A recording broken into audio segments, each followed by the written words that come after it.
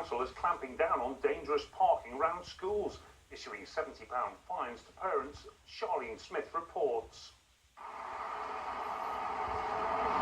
It all started when pupils from Sherdley Primary in St Helens wrote to the council to complain about drivers stopping on zigzags and keep clear markings.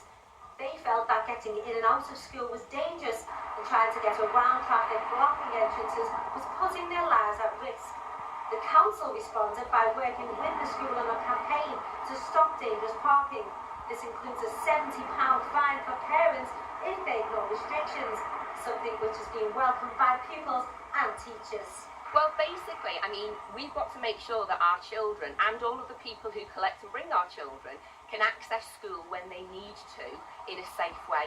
Now, if we've got blocked entrances, we can't do that. If there's ever any need for an ambulance or a fire engine, they can't access that if there are blockages. We also basically want to be nice in our community. We don't want the local residents who live here to be irritated with children from Sherdley Primary School and their parents because they block their own driveways. We want the message to get across that we're part of this community, and actually everyone needs to be mindful within it. So although we have got these fines, we don't want to use them.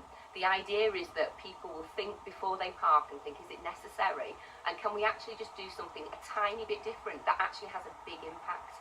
Well, we was writing letters to the council, and because it was a real issue outside our school that people were parking on the yellow lines and people couldn't get across the road and if people could maybe die, like children, they could die crossing the road because the people who was coming to this school, they kept parking on the lines. So we just decided to write the letter so then we could do something about it.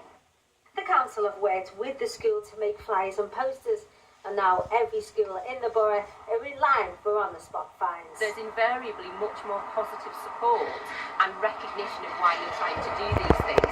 That's very much the message that we've tried to put out in our newsletters, is that we're not putting these things in because we want to be the big bad wolves. We're putting these things in because actually it's something that we think you will agree is a positive thing. If you've ridden a bike in Liverpool,